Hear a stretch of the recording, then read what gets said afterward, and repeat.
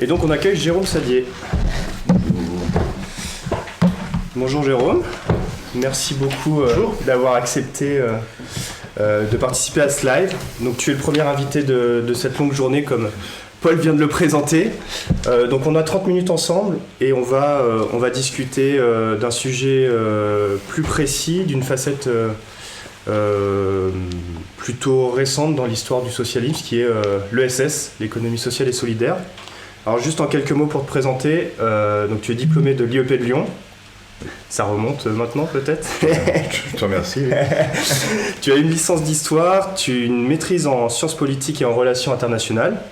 Donc un bon parcours étudiant, puis surtout tu as été conseiller spécial et chef de cabinet de Benoît Hamon de 2012 à 2014 et tu as notamment à ce moment-là travaillé sur la confection, j'imagine, de la loi sur l'ESS. Peut-être qu'on y reviendra et tu nous en diras deux mots. Depuis, tu as occupé plusieurs postes dans le monde mutualiste et dans le monde de l'économie sociale et solidaire. Notamment, tu es président du Crédit Coopératif depuis le 1er janvier 2021. Et surtout, et ça nous intéresse plus particulièrement pour ce live, depuis janvier 2019, tu présides ESS France, qui est l'organisation nationale représentative des acteurs de l'ESS. Et donc, à ce titre, tu es vice-président aussi de Social Economy Europe, qui est son pendant à l'échelle européenne. Peut-être que tu pourras nous en dire un mot aussi. J'ai vu que tu joues au rugby. Oui. Aussi, c'est important pour les socialistes. On a beaucoup parlé de sport déjà sur cette première journée de campus. C'est la Coupe du Monde bientôt. Mais du coup, qui es-tu vraiment, Jérôme Sadier, et c'est quoi le socialisme pour toi ? Et comment ça t'a influencé ? Bonjour à tous et merci pour l'invitation. Alors, je suis le premier de la journée, donc il est un peu tôt, donc j'espère avoir l'esprit suffisamment clair quand même. La soirée fut courte. Ou non plutôt, ou la nuit fut courte. Écoutez, je suis ravi de cette invitation. C'est compliqué en fait de résumer en très peu de temps mon engagement politique pour ce qui me concerne depuis 34 ans au Parti Socialiste. J'y ai adhéré à la fin donc, des années 80, dans une époque un peu glorieuse pour les socialistes français. Nous gouvernions, j'étais très attiré à l'époque par Michel Rocard qui me semblait avoir une vision du socialisme suffisamment moderne pour s'adapter au temps nouveau qui y arrivait. Et puis en plus, on a été servi parce qu'il y a eu le sens de l'histoire, entre guillemets. Parce que ce que je dis assez souvent, c'est que moi, mes débuts militants ont été matricés par la chute du mur de Berlin. Okay. Et lorsque le mur de Berlin tombe, eh bien, c'est comme si le socialisme démocratique avait gagné sur son rival historique, dans la gauche, mais au-delà de ça, dans une certaine conception de la démocratie, nous pensions avoir raison, gagné contre un capitalisme triomphant, mais qui semblait marquer le pas aussi. Et il y a eu un effet domino en Europe, évidemment, mais en Amérique latine. C'était là aussi la fin de l'apartheid, d'ailleurs, en Afrique du Sud. Et mes premières années militantes ont été très largement matricées par ça, même si le déclic fut d'abord la lutte contre l'extrême droite à partir de 1986, quand le Front National arrive à l'Assemblée nationale, ce qui était un choc pour ma génération. Et puis il y avait eu la création de SOS Racisme précédemment. Ça, c'est la matrice originelle, on va dire, de mon engagement, qui a eu des hauts et des bas. Je pense que c'est un peu normal, comme pour tout le monde, à vrai dire. Donc c'est 34 ans, mais avec des petites intermittences et des responsabilités dans plusieurs fédérations du Parti Socialiste, des candidatures à différents types d'élections, du cabinet ministériel, comme tu l'as dit, avec Benoît Hamon, entre autres, pas que. Voilà. Et puis après, il y a l'économie sociale et solidaire, qui pour moi a été, depuis maintenant plusieurs années, depuis une quinzaine d'années, un engagement professionnel, parce que c'est un engagement professionnel, c'est ce dont je vis quand même, accessoirement. Mais c'était aussi une façon d'accorder mes valeurs avec la nécessité, évidemment, de travailler, donc le plaisir à travailler, donc j'ai pas de problème avec ça. Et c'est vrai que j'ai depuis maintenant une quinzaine d'années des responsabilités opérationnelles et maintenant politiques dans le monde de l'économie sociale et solidaire qui me semblait être une façon de réaliser concrètement en fait ce que sont mes idéaux. Parce que je dis assez souvent, en tant que socialiste, évidemment, on est des militants du progrès. On compte beaucoup sur des politiques publiques en accédant aux responsabilités gouvernementales, mais il n'y a pas que cette façon-là de faire avancer la société, à vrai dire. Et fort heureusement, et puis d'ailleurs dans notre pays, beaucoup des progrès sociaux qui ont été réalisés, beaucoup des innovations économiques, etc., n'ont pas dépendu de l'État, n'ont pas dépendu des collectivités territoriales non plus, mais de l'action consciente, organisée, collective, de gens qui essayaient de répondre à un problème très concret la plupart du temps, à petite échelle pour commencer, et ça s'appelle l'économie sociale et solidaire maintenant. Ça plus longtemps économie sociale seulement, puis économie solidaire. Et ce sont évidemment des mutuelles qui aujourd'hui ont pignon sur rue, font partie de notre vie quotidienne sans qu'on se pose la question, mais au départ c'est quelques dizaines, quelques centaines, puis quelques milliers de personnes qui se mettent ensemble pour répondre à un problème, qui était la couverture en cas d'arrêt maladie, c'est-à-dire le fait d'avoir un revenu de remplacement. La Sécu n'existait pas. On cotisait pour faire en sorte que personne ne soit à la rue en cas de maladie parce qu'il n'était plus payé. De la même façon, les banques coopératives ont existé parce que des gens se sont dit que ce n'était pas possible de ne pas avoir accès au crédit. Parce que la grande banque, à la fin du 19e siècle, ne prêtait qu'à l'industrie ou aux gens déjà riches. Et par contre, quand on était commerçant, artisan, quand on était une SCOP, ça c'est l'histoire du crédit coopératif qui a été créé par les SCOP, on n'avait pas accès au crédit pour se développer. Seule solution, organiser soi-même les choses, sous des formes coopératives, mutualistes, associatives évidemment. Puis après, je ne vais pas énumérer tous les secteurs d'activité, mais en fait, l'économie sociale et solidaire qui rassemble toutes ces associations à vocation économique, les mutuelles et les coopératives, ont toutes finalement la même motivation au départ.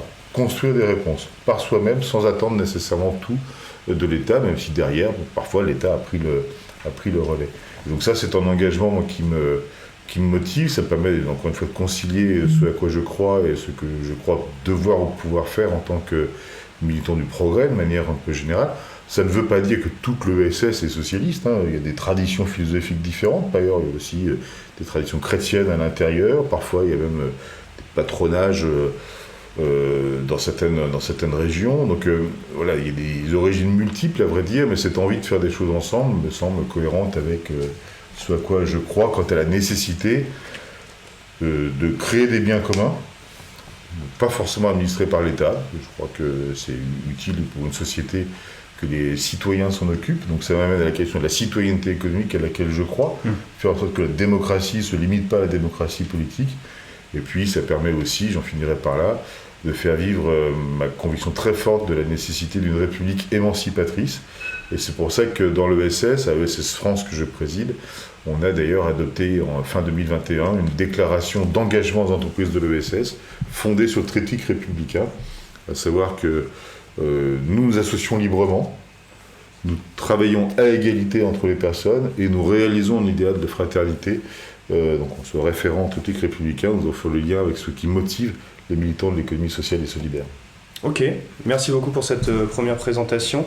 On va passer tout de suite à un petit jeu, le jeu du blind test. Donc on va mettre 3 citations, les unes après les autres, et pour chacune d'entre elles, tu dois nous dire si c'est issu d'un socialiste ou non.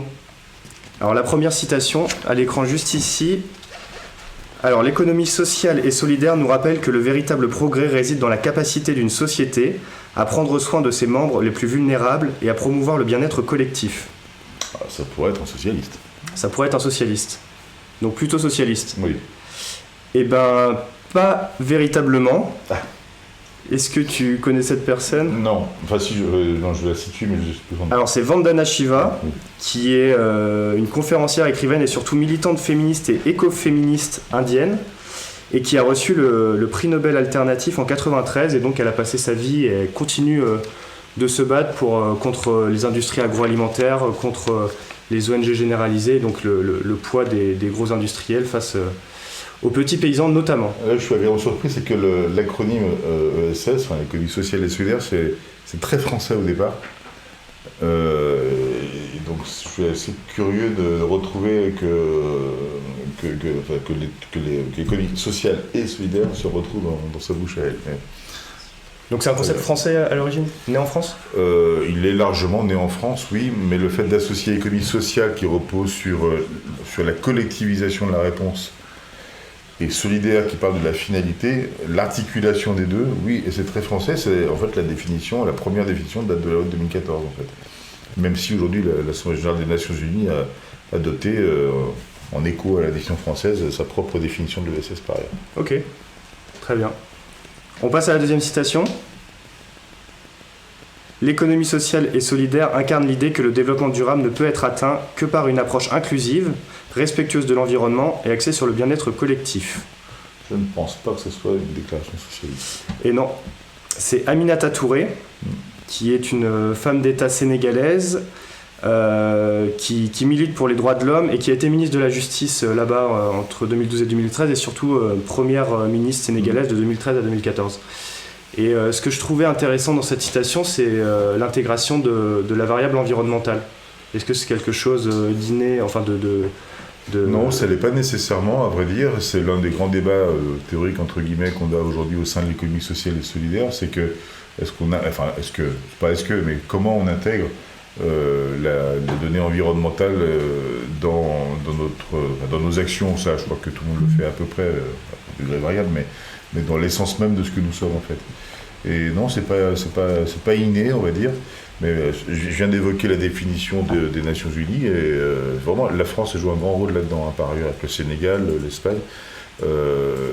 L'Assemblée générale des Nations Unies a considéré que l'ESS est un moyen privilégié de réaliser les 17 objectifs de développement durable. Et du coup, ça nous sert, nous, maintenant, à revendiquer cet attachement aux questions écologiques, même si dans la loi de 2014 avec Benoît Hamon, nous avions dans la définition ajouté cette dimension-là également. Ok, c'était la question que je voulais te poser. Très bien. On passe à la dernière citation. L'économie sociale et solidaire n'est pas seulement une option économique, c'est une philosophie de vie basée sur la coopération, la solidarité et le respect mutuel. J'aimerais que ce soit socialiste. Eh bien, tout à fait. Alors, c'est un socialiste espagnol, José Luis Rodríguez Zapatero, qui est évidemment membre du Parti socialiste ouvrier espagnol et qui a été président du gouvernement entre 2004 et 2011. Et donc, qui a, pour sa dernière année en tant que président, lui aussi réalisé une loi sur l'ESS, la Ley de Economía Social, donc qui parlait déjà de cet acronyme ESS, peut-être déjà en 2011 avant... Non, il ne parle pas d'économie sociale et solidaire. L'Espagne s'en tient, comme la Belgique et le Portugal, à l'économie sociale. D'ailleurs, c'est la première loi sur l'économie sociale digne de ce nom, parce qu'après, il y a d'autres lois qui étaient plus fragmentées, on va dire ça comme ça, mais la loi espagnole devance de peu, mais devance la loi française. Et d'ailleurs aujourd'hui, le gouvernement espagnol, alors une situation un peu intermédiaire, mais a fait de l'économie sociale et solidaire, on va dire ça comme ça, une priorité de sa propre présidence du Conseil de l'Union européenne. C'est en principe parmi les 3 objectifs, je crois, de la présidence espagnole. Il y a une grande conférence à San Sebastián le 14 novembre sur le sujet. Un plan d'action qui a été réalisé par l'un de nos camarades, Nicolas Schmitt, commissaire européen luxembourgeois, qui est un grand spécialiste de l'économie sociale par ailleurs. Et donc là, la présidence espagnole, alors on verra ce qu'il advient dans les prochains jours ou prochaines semaines en Espagne sur le gouvernement, mais en principe, Pedro Sánchez, qui a d'ailleurs lui-même été stagiaire à l'équivalent de SS France en Espagne quand il était étudiant. Ah ouais. Et mon homologue espagnol m'a fait rencontrer Pedro Sánchez il y a quelques mois maintenant pour préparer la présidence espagnole. Et c'était assez passionnant de voir qu'il y avait... j'ai jamais vu un chef de gouvernement français s'intéresser à l'économie sociale, à vrai dire. C'est la première fois que je voyais un chef de gouvernement qui connaissait aussi bien les sujets d'économie sociale. Et c'est assez rassurant. J'espère juste qu'il va rester président du Conseil. Ok. Bon, on va voir ça ces prochaines semaines. C'est vrai que la situation politique est un peu tendue en ce moment en Espagne. Très bien. On passe à la question clé. Donc l'ESS, qu'est-ce que c'est ? Tu as déjà donné un début de réponse. En gros, est-ce que c'est une philosophie de vie dont doit s'inspirer davantage le socialisme pour le siècle à venir, comme le propose José Luis Zapatero ? Est-ce que c'est un prolongement du socialisme ? Je l'ai dit déjà un peu tout à l'heure, en fait, il y a plusieurs origines philosophiques de l'économie sociale et solidaire, en fait. Vraiment, les origines chrétiennes ne sont pas neutres, parce que, à vrai dire, il y a un historien de l'économie sociale qui le démontre assez bien. L'une des racines, en tout cas en France, c'est au Moyen-Âge, en fait. Au Moyen-Âge, l'économie, elle est très communautaire, elle repose souvent des corporations, mais souvent aussi sur l'organisation religieuse de la vie, même si l'économie sociale de l'époque, qui ne s'appelle pas comme ça du tout, mais tente à permettre de s'affranchir du prisme religieux. Néanmoins, la nécessité de s'organiser pour faire des choses ensemble, de se protéger aussi à certains égards, en fait, elle trouve ses racines là-dedans. Après, On peut toujours dire aussi que l'idée du socialisme a aussi elle-même des origines qui tiennent au christianisme. Ça me paraît relativement évident. Mais le socialisme, l'ESS fonde aussi ses racines dans le mouvement ouvrier, dans la nécessité de constituer des réponses, je l'ai évoqué, en matière de protection sociale. Pour moi, j'ai été mutualiste pendant pas mal d'années et je n'ai cessé, malgré la modernité de nos actions, de revendiquer le fait que les pères fondateurs, mères aussi fondatrices, parce que les femmes ont joué un grand rôle dans l'économie sociale. On essaye à CES France d'ailleurs de faire un matrimoine de l'ESS pour montrer quelles sont les grandes figures féminines un peu oubliées qui ont été à l'origine de tout ça. Vraiment, on a du mal à imaginer aujourd'hui que quand on était malade, on n'était plus payé. Et donc les caisses de secours mutuelles ont été créées pour ça. Et moi, je revendique les filiations à cette histoire. Certes, aujourd'hui, c'est dans la vie de tous les jours, on se préoccupe plus de savoir pourquoi et comment, en fait, on peut vivre correctement. Mais ça, ce sont nos origines. Par contre, il ne faut pas perdre l'énergie de tout ça, en fait. Et je ne cesse de nous rattacher, en fait, à nos pères et mères fondateurs, autrices, parce qu'il faut garder, en fait, cette inspiration qui, par certains côtés, est similaire, identique ou proche de ce qu'ont été les motivations socialistes. Il y a une différence qui tient à l'histoire du socialisme en France, c'est que le socialisme en France, à partir du début du 19e siècle, il est matricé par le marxisme. L'économie socialiste solidaire n'est pas marxiste. Elle ne peut pas l'être. Parce que l'ESS, en fait, elle repose sur la capacité d'action collective libre, organisée, indépendante de l'État et responsabilisant les individus. Je ne critique pas le marxisme en faisant ça, mais le fait est que ce ne sont pas du tout les mêmes options, en fait. C'est pour ça que dans l'ESS aujourd'hui, il y a des gens engagés et très sincèrement engagés sans qu'ils se sentent appartenir à la même tradition philosophique et sociale que le socialisme, par ailleurs. Les militants chrétiens, bien sûr, mais pas que non plus. Donc il y a une filiation qui est identique, qui consiste à vouloir réaliser la promesse de la République. En France. Je ne dirais pas la même chose en Inde ou au Sénégal. Mais en France, il y a une volonté de réaliser la promesse sociale de la République qui était portée beaucoup par des militants socialistes, beaucoup aussi par des militants radicaux. Moi, je rappelle que la philosophie sociale était le solidarisme, qui est une vraie alternative en fait, à l'approche marxiste au début du XXe siècle. Et beaucoup de militants radicaux ont créé et animé des mutuelles, des organismes coopératifs également. Donc voilà, les origines sont diverses, mais il y a cette filiation qui nous rapproche. Mais l'idée de la responsabilité collective, l'idée de la démocratie appliquée à des activités qui ne sont pas seulement des activités politique, l'idée de travailler en coopération en permanence. D'ailleurs, on a fait un livre qui est sorti il y a quelques jours avec la Fondation Jean Jaurès, ça s'appelle Vivre en coopération, où on illustre comment, dans la vie d'aujourd'hui, en fait, le principe de coopération, il matrice un certain nombre d'activités, mais comment aussi il peut demain matricer des nouvelles activités. Et puis, moi, j'y ajouterais deux choses. Hein, le rapport à la propriété. Dans l'ESS, nous sommes copropriétaires de ce que nous faisons. Nous ne confions pas ça à quelqu'un d'autre, ni à l'État, ni à des forces du marché qui viennent financer nos activités. C'est des contraintes, mais c'est aussi une forme de liberté. Et ce rapport à la propriété, il est fondamental. Et enfin, peut-être de manière un peu plus philosophique, mais peut-être est-ce caricatural, mais moi je crois que ce que l'ESS apporte aujourd'hui peut rejoindre ce que le socialisme pourrait promettre, à savoir réaliser la fraternité. Je pense que, de manière schématique, le 19e siècle a été le siècle de la liberté, la conquête de la liberté. Le 20e a essayé de réaliser la promesse d'égalité. Et le 21e devrait être, en principe, celui de la fraternité. Alors, non pas pour se faire plaisir avec le triptyque républicain, mais néanmoins, ce dont notre société a besoin, et plus généralement notre civilisation a besoin, c'est de réaliser cette fraternité. Et nous, dans nos organisations, parce que nous demandons aux gens de s'engager, nous contribuons à ça, j'en suis persuadé. On demande à des gens de mettre un peu d'argent, mais aussi de participer à des votes, à des réunions, de participer à la décision, de prendre des responsabilités.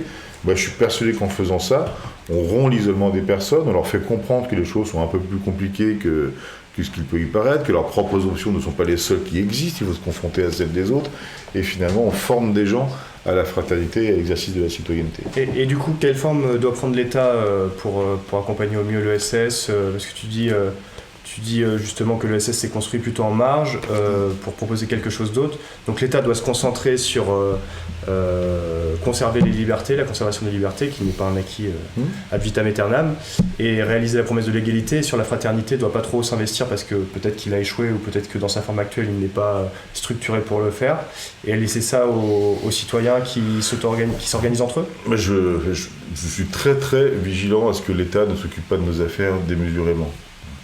Pardon, c'est un peu paradoxal parce qu'on a toujours besoin que l'État nous aide aussi en fait, et en termes de politique publique, il y a besoin de politique publique de développement de l'ESS. D'ailleurs, c'est l'objet de la loi de 2014 sur l'ESS, de définir des objets de politique publique. Et ces objets de politique publique, ils doivent nous permettre d'abord de ne pas être pénalisés par rapport aux autres formes d'entreprise. Elles existent, on fait avec, mais elles sont de fait plus aidées par les dispositifs gouvernementaux, par l'organisation des chambres consulaires, par l'organisation du développement économique de notre pays, que ne le sont les structures d'économie sociale et solidaire. Nous en sommes en partie responsables, mais pas que. Donc en fait, il y a besoin de politique publique, il y a besoin de politique publique de financement également, de points d'activité de l'ESS. Et d'ailleurs, par rapport aux grands enjeux, parce que nous, on n'est pas un conservatoire de bonnes idées, il faut que l'ESS aussi, elle serve aussi à faire en sorte que la société s'approprie les nouveaux enjeux, en fait. Mais pour ce faire, on va de fait avoir besoin de soutien public, d'argent, parfois de lever des freins juridiques, etc. Et là, on a besoin de l'État, effectivement.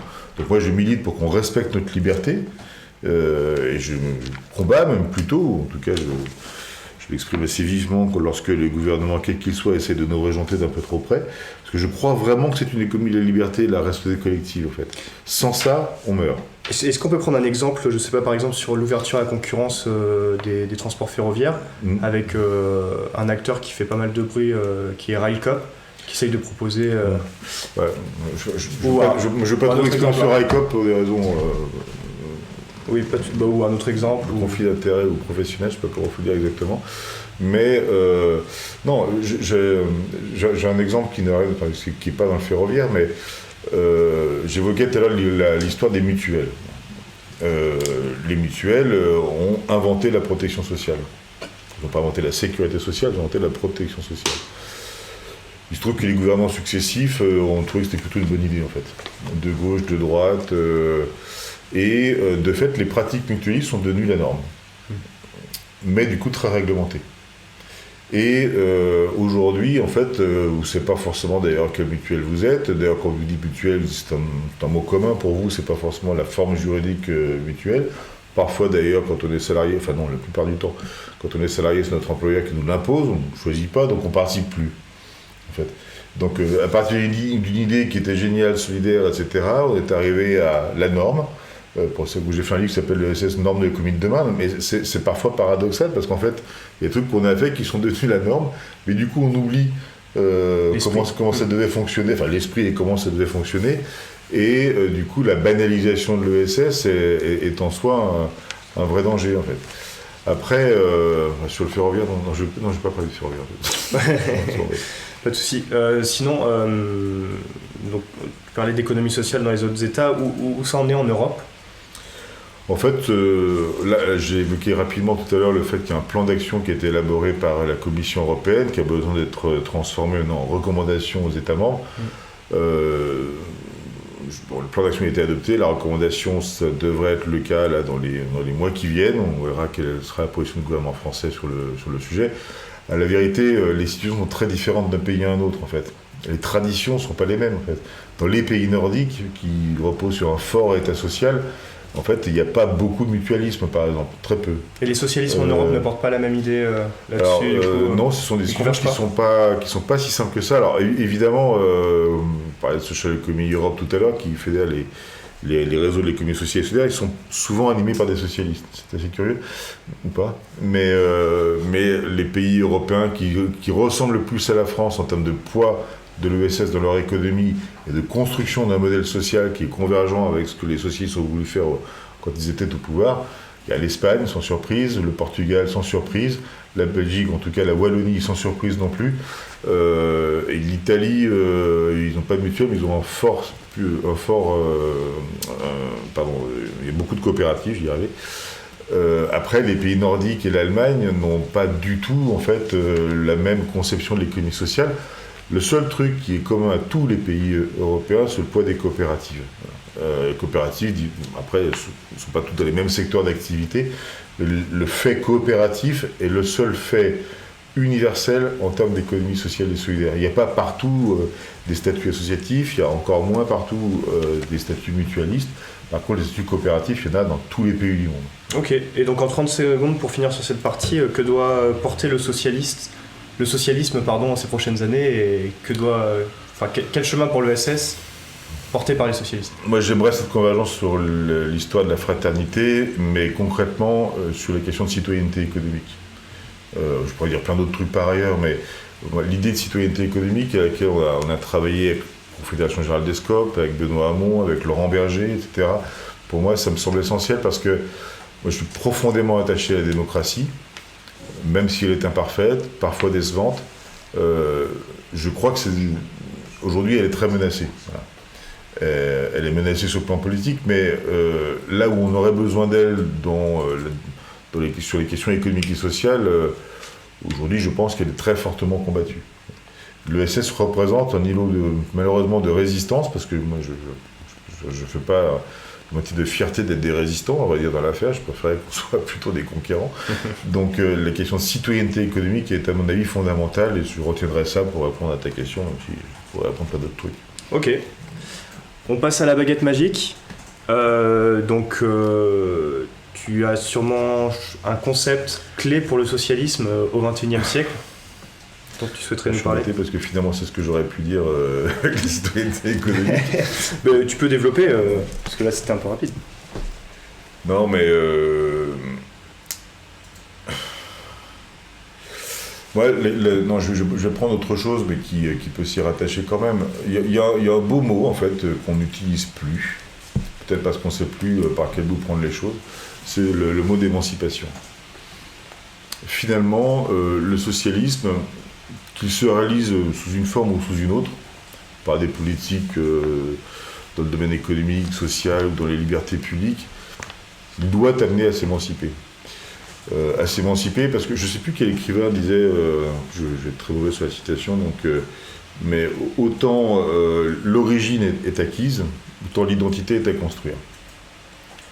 Pour ça que moi je suis très très très réticent sur l'approche communautaire des choses, des identités qu'on met en avant, parce que les identités elles se construisent tout au long d'une vie en fait.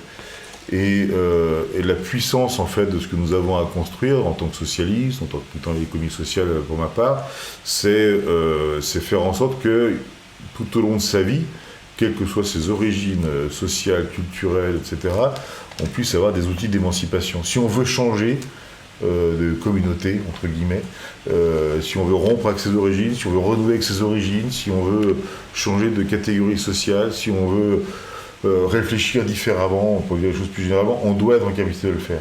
Et donc on doit offrir des outils d'émancipation. Et ça, je crois qu'on a tendance à l'oublier dans un monde qui s'uniformise, en quelque sorte, et en même temps qui exacerbe les différences entre les gens et qui le pousse à se définir en fait en fonction de caractéristiques culturelles, sexuelles, politiques aussi, à certains égards, etc. On doit pouvoir changer dans sa vie en fait. Alors quand on est constant dans ses engagements, c'est très bien, mais on évolue quand même. Moi, je ne suis pas le même militant que j'étais il y a 34 ans en fait, donc fort heureusement. Et ces outils d'émancipation, je pense qu'il manque. C'est pas l'économie néolibérale capitaliste qui les construit. En tout cas, elle ne les construit que sous un angle, par l'argent. Nous, on est là pour le faire avec l'école, avec la culture, avec la promotion sociale, avec les organisations collectives. Et ça peut être mouvant, et ça doit être mouvant tout au long d'une vie, en fait. Les identités figées, moi, ça me fait peur, en fait. Et ça devient des identités meurtrières, comme disait Aline Malouf, pour le coup.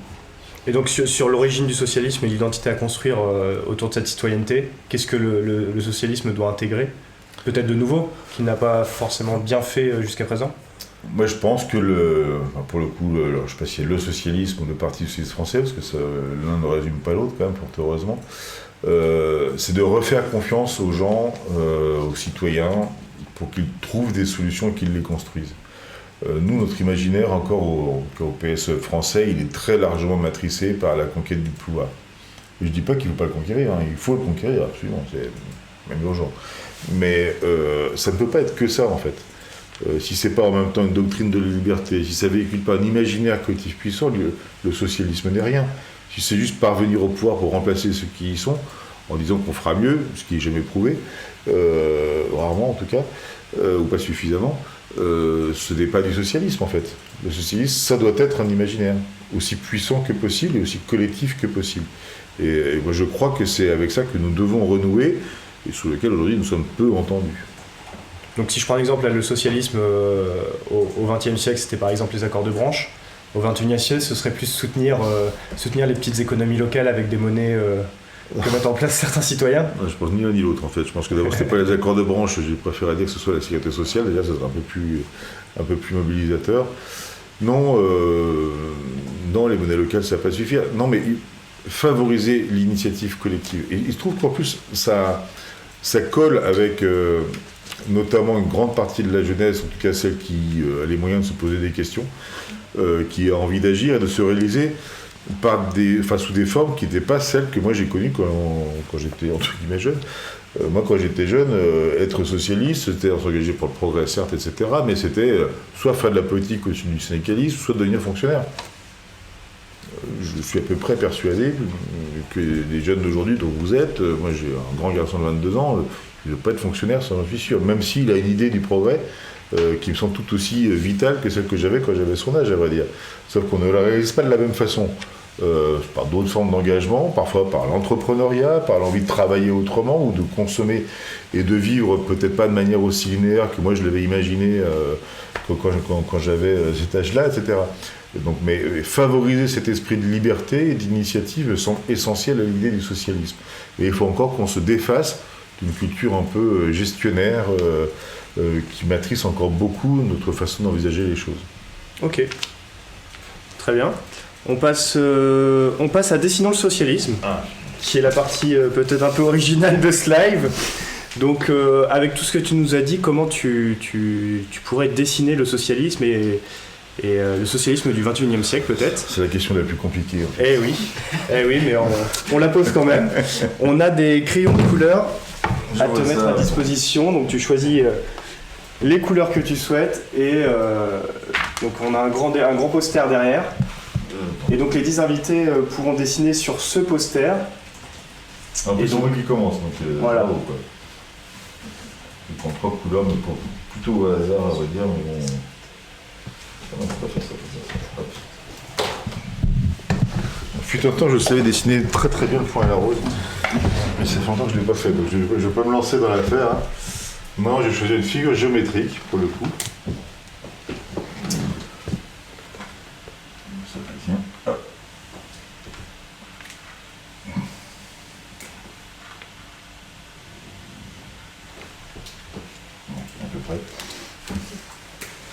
N'hésite pas à commenter en même temps ce que tu nous fais.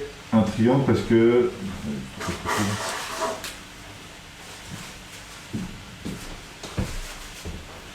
Un triangle parce que c'est une figure d'équilibre. Et je pense que le socialisme, en fait, pour réussir, doit chercher l'équilibre entre les différents champs de contraintes, entre les intérêts des personnes. Et c'est toujours le plus difficile pour nous, en fait. Et c'est pas binaire, ce qu'on a à faire. C'est pas le bien ou le mal, c'est toujours plus compliqué. Et si on oublie, en fait, bon, je pourrais dire aussi que c'est liberté, égalité, fraternité, mais si on oublie, en fait, de faire en sorte que ce que nous faisons se situe à un point d'équilibre de différents intérêts, même si il faut privilégier certains par rapport à d'autres, si on oublie de l'expliquer, de le projeter dans le temps, on ne fait rien de durable, en fait. Et moi, ce que je recherche, ce sont des réformes d'équilibre aujourd'hui qui resteront, qui ne seront pas compromises. Et d'ailleurs, pendant longtemps, l'histoire du socialisme s'est caractérisée par le fait que les progrès qu'on arrivait à mettre en place quand on accédait aux responsabilités n'étaient pas remis en cause, en fait. Maintenant, ils le sont. C'est peut-être parce que l'on ne sait pas toujours très très bien rechercher en fait cet équilibre entre la conviction, l'efficacité et l'acceptabilité par le plus grand nombre, en fait. Donc il faut avoir des convictions et moins de certitude. Exactement, le doute est tout à fait productif, y compris quand on est socialiste. Est-ce que cette absence d'équilibre, c'est peut-être ce qui a conduit le parti a décliné ces dernières années? Est-ce qu'il lui permet peut-être de se relever aujourd'hui aussi? Je pense qu'on s'est laissé embarquer pas par la volonté de plaire au plus grand nombre, ça c'est pas un défaut en soi, mais par une forme de conformisme ou de facilité, plus exactement. Et si on ne fait pas les choses en essayant de construire l'histoire en même temps et de la raconter derrière, moi je crois au grand récit en fait. C'est à peu près la même chose que j'évoquais tout à l'heure quand je parlais d'imaginaire. Si on ne véhicule pas comme moteur de ce qu'on fait une idée plus puissante, alors je prends une formule que j'utilise dans l'économie sociale, c'est-à-dire, je dis moi à mes amis de l'ESS, il faut que nous réapprenions à faire des choses plus grandes que ce que nous sommes en fait. Sinon ça sert à quoi en fait? C'est futile, c'est furtif, provisoire, donc faire des choses plus grandes que ce qu'on est, ça veut dire qu'on cherche à le faire déjà en grand, si possible, faire avec beaucoup de gens, et puis en véhiculant quelque chose en fait.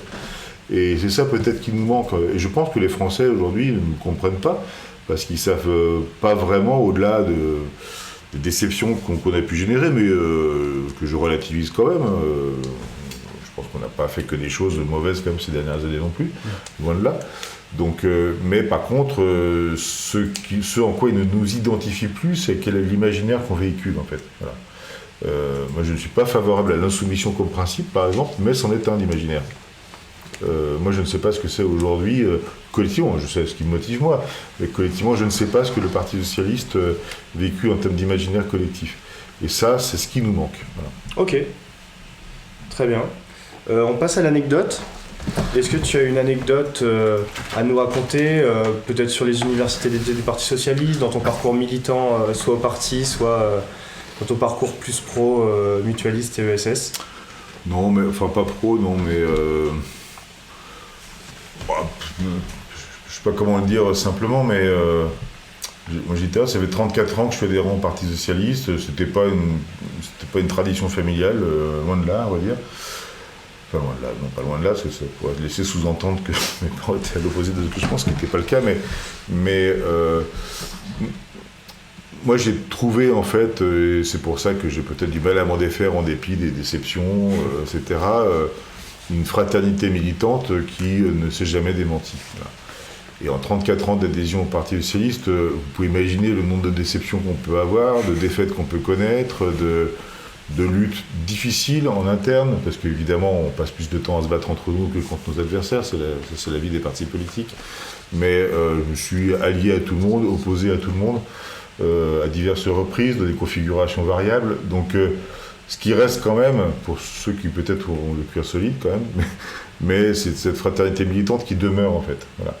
Et ça s'est pour moi jamais démenti, ça s'est construit dans des événements, des congrès, mais aussi les universités d'été du PS qui ne sont pas si vieilles que ça, après tout, hein, elles datent de 94 ou 95 de mémoire, avant ça n'existait pas. Il y a eu des dérives aussi, hein. La Rochelle c'était des grands barnums de plusieurs milliers de personnes, c'était devenu un peu compliqué sur la fin, mais moi je retiens en tout cas de tout ça, c'est pas une anecdote en particulier, mais c'est le fait que on ait plaisir à se retrouver avec des gens qui partagent les mêmes choses que vous. Et c'est utile dans la vie, hein, d'avoir des gens qui vous font comprendre, qui partagent encore des choses avec vous, qui ont envie encore de les développer avec vous. Et faire vivre des collectifs sur la durée, c'est pas si simple que c'est d'ailleurs l'un des enjeux qu'on a devant nous au passage. Le fait de s'engager pendant toute une vie en fait avec des idéaux qui sont à peu près constants, avec des gens qui les partagent, je pense que c'est assez précieux en fait. Donc c'est pas une anecdote, c'est juste un vécu peut-être qui est totalement subjectif. Hein. Je sais que d'autres, avec les mêmes espoirs, ont été tellement déçus, ont décidé que c'était plus du tout l'endroit où ils voulaient réaliser leurs envies, mais voilà, je suis lié à ça. Donc j'imagine, dans ton dessin du socialisme, on retrouve cette fraternité, et les couleurs... Je choisis les couleurs de peau, enfin j'ai essayé en tout cas. Les couleurs, pardon ? Les couleurs de peau, là j'ai essayé. Ok. Mais pas de signification plus particulière pour chacune d'entre elles. Ok. Non, je dis, si en plus je fais du bleu et du rouge, ils vont me dire... Ok, on approche de la fin de cette première interview.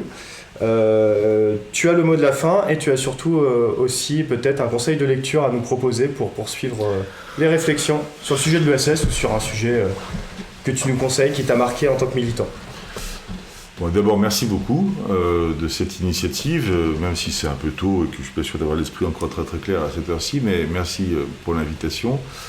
Les conseils de lecture, je vais faire de l'autopromo déjà, parce que j'ai fait un bouquin qui s'appelle Pour une économie de la réconciliation,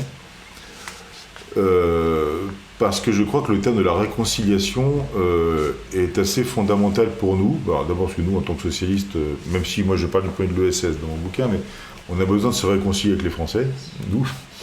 Mais au-delà de ça, je crois que les Français ont besoin de se réconcilier entre eux aussi, avec eux-mêmes et entre eux. On ne fait pas avancer une société dans la violence des relations économiques et sociales, et politiques a fortiori. Et je crois aux sociétés apaisées en fait. Pour ça, j'ai du mal avec le bruit et la fureur en fait. Certes, le temps révolutionnaire, ça existe, c'est utile, mais c'est pas le moteur permanent de l'action en fait. Et je crois qu'il n'y a pas de société qui avance sans qu'elle soit apaisée avec elle-même, avec ce qu'elle est, avec la vision qu'on a de nous-mêmes. Et il faut avoir une vision collective de notre pays. Et moi, je plaide pour ça, pour la réconciliation. Alors, je l'ai appliqué à l'économie sous l'angle de l'économie sociale et solidaire, qui essaie de réconcilier les intérêts divergents, des approches qui ne sont pas forcément compatibles entre elles. C'est ça que la question de l'équilibre était une question importante. Après, dans les grands livres, il y en a un qui, moi, m'a beaucoup marqué, c'est À l'échelle humaine de Léon Blum. Parce qu'en fait, c'est une réflexion assez lucide en fait, sur ce que doit être le socialisme à un moment charnière de notre histoire, au sortir de la Seconde Guerre mondiale. D'ailleurs, c'est un livre de minoritaire. Léon Blum, à ce moment-là, perd. Donc, il est brièvement président du Conseil, mais enfin, grosso modo, il perd. Et pourtant, c'est la vision la plus lucide sur le socialisme qu'on peut avoir à un moment clé, quoi. Voilà. C'est pas mon écrivain socialiste préféré, je pense que Jaurès est très au-dessus, mais en termes de réflexion politique, je pense que Léon Blum, à ce moment-là, est vraiment dans l'heure de vérité, en fait. Et ça me semble vraiment important. Et puis, je citerai un troisième, et pour le coup, c'est pas un livre socialiste. J'évoquais tout à l'heure le solidarisme. Je pense que le petit livre qui s'appelle Solidarité de Léon Bourgeois est un livre important pour articuler à nouveau aujourd'hui ce que doivent être les droits et devoirs de chacun. Alors, moi, je ne suis pas nécessairement pour qu'on articule en permanence des droits et des devoirs, notamment sur les politiques sociales, j'y suis opposé, mais dans la conception du vivre ensemble, d'ailleurs, dans le solidarisme, c'est pas le citoyen qui a des devoirs envers l'État au prétexte qu'il bénéficie d'avantages sociaux ou je sais pas quoi, c'est l'inverse. C'est l'État qui a des devoirs et le citoyen qui a des droits. Et je crois que cette articulation est assez importante pour repenser la façon dont on organise la solidarité entre nous dans nos sociétés modernes. Ok, merci beaucoup. Jérôme Sadier, malgré l'heure un peu matinale, c'était très clair, donc les idées étaient claires aussi, merci beaucoup. Tant mieux. Et puis on retiendra que l'ESS ne signifie pas lève-tôt, visiblement, même si tout était extrêmement clair. Merci beaucoup. L'essentiel, c'est s'hydrater. Alors Sacha, qu'est-ce que tu as pensé de notre premier invité ? Honnêtement, c'était très intéressant parce que moi, initialement, je connais vraiment pas du tout ce qui est ESS, les formes un peu, les coopératives et compagnie. C'est vraiment quelque chose qui m'est complètement étranger et qui me parle finalement pas tant que ça, mais je trouve ça intéressant la conception des rapports avec l'État, la conception de la place qu'on peut occuper dans l'économie par rapport aux citoyens, etc. Donc il y a pas mal de choses à retenir. J'ai trouvé d'ailleurs assez surprenante à la fin les recommandations de lecture. Oui, les recommandations de lecture, parce que justement il a bien souligné que ESS n'est pas marxisme, n'est pas socialisme un peu historique, et justement finir sur des recommandations de lecture de Jaurès et Blum, qui sont quand même des figures particulièrement éminentes de cette période-là du socialisme. Je trouve ça Il y a quelque chose d'un peu paradoxal, mais après forcément c'est des figures historiques, donc c'est compliqué de s'en détacher dans tous les cas. Ouais, c'est vrai que c'est presque frustrant ce format un petit peu court. On aurait pu parler peut-être un peu plus aussi des mères fondatrices de l'ESS. En tout cas, ça nous poussera, je pense, à aller chercher là-dessus. Je me suis noté ce point-là. Ouais. Donc,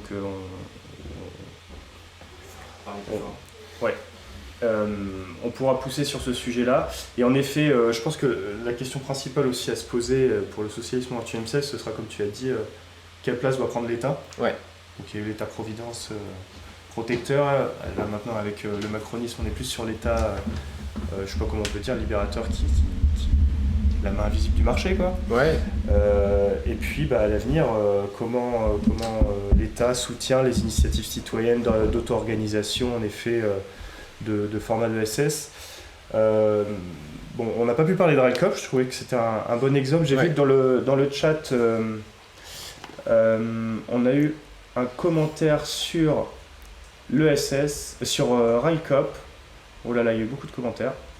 RAICOP, c'est intéressant, mais ils n'arrivent pas à trouver de solution de financement et ils savent qu'avec l'ouverture à la concurrence, ils ne vont pas réussir à transformer l'essai.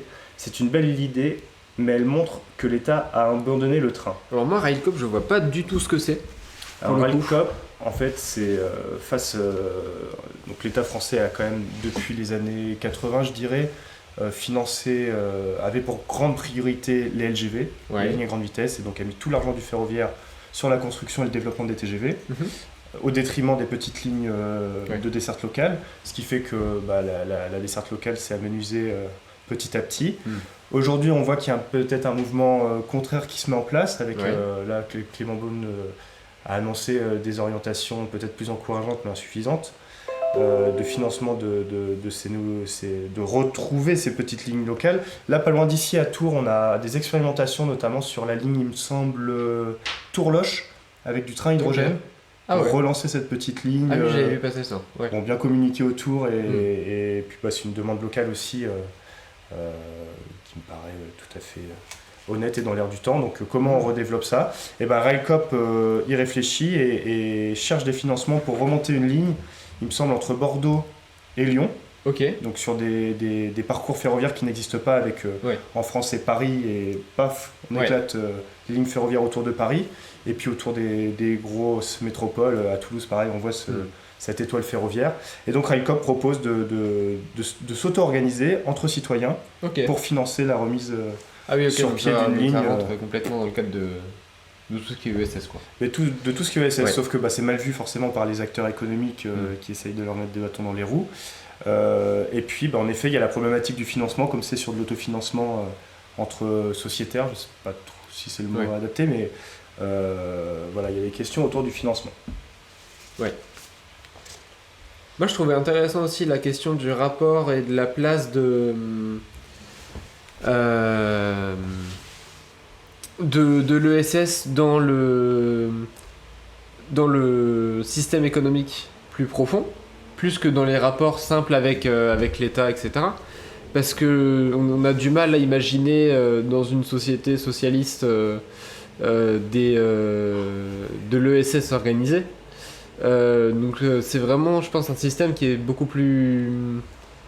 Enfin, qui est très spécifique en fait au capitalisme. Donc en fait, on voit très clairement que c'est des systèmes qui s'organisent sur la base des carences des sociétés capitalistes, en fait. Donc je trouve ça intéressant le fait que spontanément il y ait des organisations qui portent justement le fait de vouloir combler ces carences qui sont créées intrinsèquement par le système économique, quoi. Tout à fait. Et justement, pour rebondir, il y a Roderick dans le chat qui nous dit dans l'historique, je suis toujours surpris qu'on gomme l'héritage anarchiste et le terme d'autogestion. Il y a un boulot à faire là, et peut-être en effet que le socialisme doit se tourner vers cette autogestion. L'historique de l'ESS, précise Roderick. Et oui, dans l'imaginaire collectif, l'ESS, c'est Hamon qui l'a installé, dit Émilie, mais en effet, c'est peut-être un peu plus ancien. En tout cas, l'autogestion est... Oui, c'est beaucoup plus vieux. Et d'ailleurs, on voyait très très bien le rapport avec l'autogestion dans son discours et dans son parcours militant quand il l'a retracé au début. quand il parle qu'il s'est engagé à partir de... avec Rocard au début, ça montre bien qu'il y a un lien très très fort entre ESS et autogestion. Mais c'est quelque chose qu'on ne retrouve pas explicitement en fait.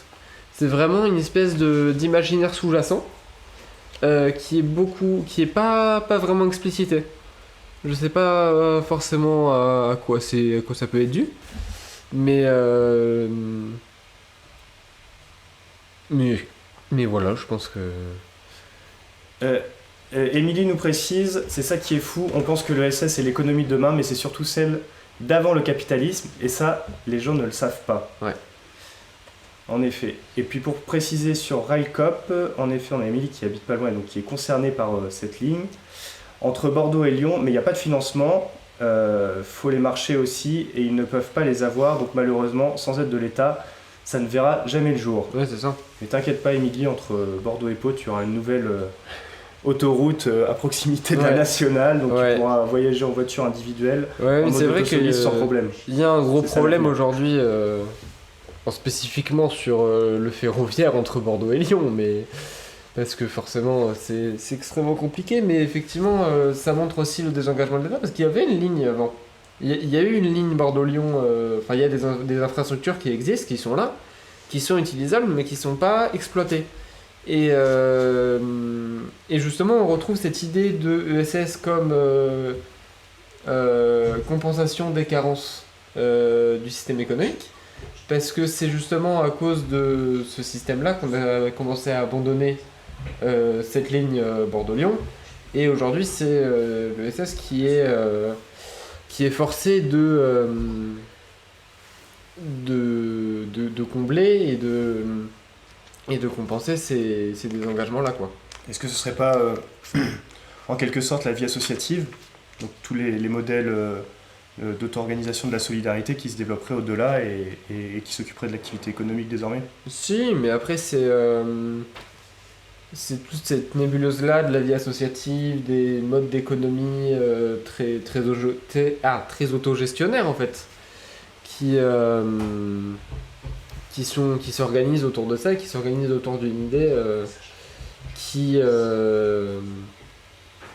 en soi est belle d'ailleurs, mais qui ne pourra jamais constituer un mode de fonctionnement à part entière, puisqu'en fait ça pourra jamais organiser une société dans son ensemble. En fait ça pourra toujours organiser des petits groupes qui vont se réunir, et c'est très bien, mais ça pourra jamais constituer un système de fonctionnement d'un État ou d'une société à grande échelle, quoi.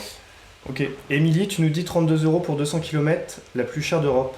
Tu peux nous préciser de quoi tu parles? Je vois pas, peut-être c'est pour rebondir sur ce qu'on Ah, disait. peut-être la ligne Bordeaux-Lyon, La Bordeaux-Lyon. ou peut-être sur l'autoroute, à Pau. Ah oui, 32 € pour 200 km, la plus chère d'Europe. En effet, si c'est de l'autoroute, et ben prends l'avion, c'est moins cher. Sur la Bordeaux-Lyon, je pense qu'il y a une ligne aérienne aussi, peut-être qu'il y a une Je d'une crois qu'il carence. y a encore, ouais. qui est née De d'une- mémoire, il y a encore une ligne aérienne. Mais pour faire Lyon-Bordeaux, en fait, on est obligé de passer soit par Paris, forcément, soit on est obligé de prendre une espèce de myriade de correspondances dans le sud, à Aix, à Marseille, etc. Et ça met à peu près 4 milliards d'années. Donc en soi, le trajet est faisable, mais c'est juste pas... c'est extrêmement long et compliqué, et c'est très cher aussi. Mais voilà. Très bien. On va couper 2-3 minutes et puis on vous dit à tout de suite, d'ici 2 minutes à 50 pour